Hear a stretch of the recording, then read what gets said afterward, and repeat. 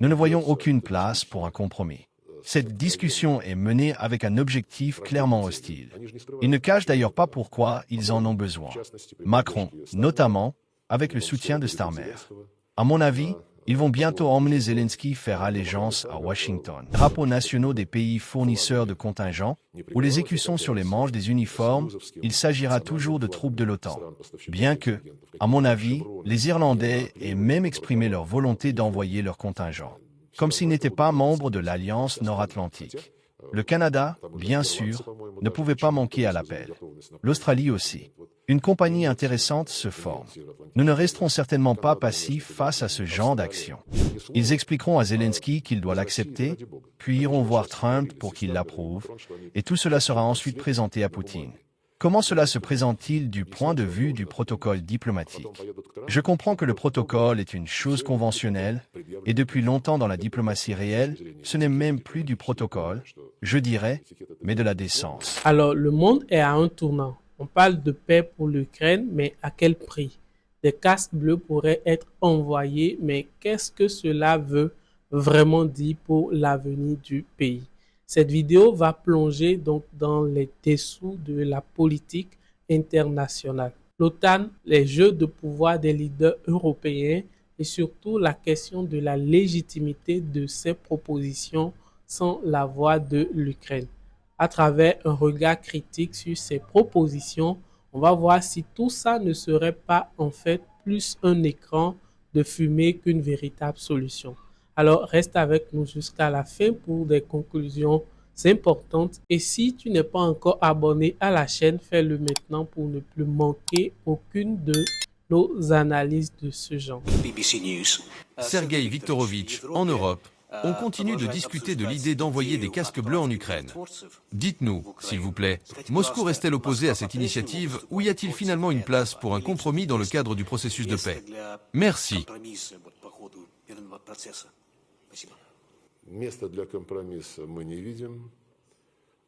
Nous ne voyons aucune place pour un compromis. Cette discussion est menée avec un objectif clairement hostile. Ils ne cachent d'ailleurs pas pourquoi ils en ont besoin. Macron, notamment, avec le soutien de Starmer. À mon avis, ils vont bientôt emmener Zelensky faire allégeance à Washington. Mais Macron et Starmer, comme ils décrivent leur plan, proposent de suspendre les hostilités pendant un mois, au moins dans les airs, en mer et contre les infrastructures énergétiques. Et pendant ce mois, déployer ces troupes tout en négociant les conditions de la paix. Si tu introduis des troupes sur un territoire, tu ne voudras probablement plus négocier des conditions, car tu crées des faits accomplis sur le terrain. Deuxièmement, lorsque ces sujets ont été abordés, par exemple, l'administration Trump, en réponse à des questions de journalistes, a commenté cette situation. Donc, ce genre de choses, surtout si on essaie de les qualifier de force de maintien de la paix, doit être discuté et faire l'objet d'un accord entre les parties. Ce que ni Macron, ni Starmer, ni les autres partisans de l'envoi de troupes en Ukraine ne mentionnent même pas. Nous considérons la présence de ces troupes sur le territoire ukrainien exactement comme nous considérions la présence potentielle de l'OTAN en Ukraine.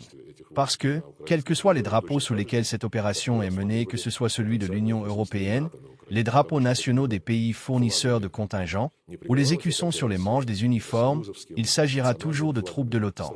Bien que, à mon avis, les Irlandais aient même exprimé leur volonté d'envoyer leurs contingents, comme s'ils n'étaient pas membres de l'Alliance nord-atlantique. Le Canada, bien sûr, ne pouvait pas manquer à l'appel. L'Australie aussi. Une compagnie intéressante se forme. Nous ne resterons certainement pas passifs face à ce genre d'action. Cela signifiera, je tiens à le répéter, non pas une implication hybride supposée, mais une implication directe, officielle et non dissimulée des pays de l'OTAN dans la guerre contre la Fédération de Russie. Cela ne peut pas être toléré. Et surtout dans le contexte de la déclaration nerveuse de Macron hier, selon laquelle la Russie et l'Europe constituent une menace. Donc, si c'est une menace, alors ces troupes doivent être dirigées contre cette menace.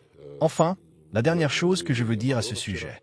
Depuis le début de cette opération militaire spéciale, lors des négociations en Biélorussie en 1922, puis à Istanbul, nous avions pratiquement trouvé un accord, paraphé et visé un document que Boris Johnson a ensuite interdit de mettre en œuvre, et Zelensky a docilement accepté.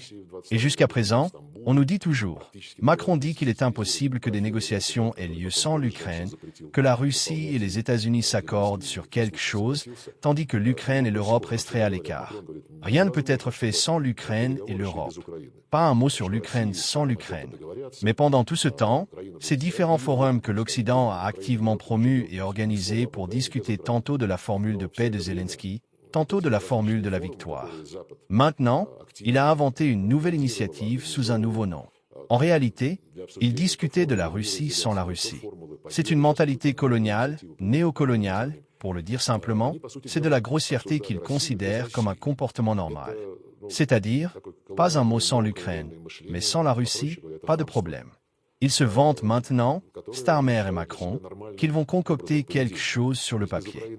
Ils expliqueront à Zelensky qu'il doit l'accepter, puis iront voir Trump pour qu'il l'approuve, et tout cela sera ensuite présenté à Poutine.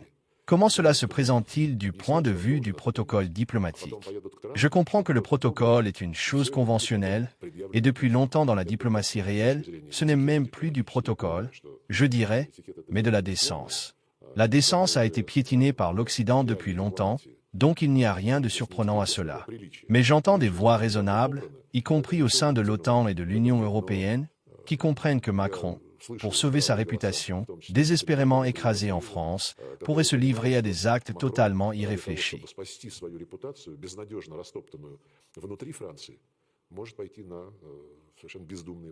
Alors, que devons-nous en conclure? L'Ukraine a-t-elle vraiment son mot à dire dans cette histoire ou est-ce un spectacle où les puissances internationales tirent les ficelles? L'envoi de casques bleus est-il une solution réelle ou juste un écran de fumée pour masquer des intérêts plus grands? Et l'OTAN est-elle ici pour protéger la paix ou pour rajouter de l'huile sur le feu? Quel scénario de paix réaliste existe si l'Ukraine reste exclue des négociations?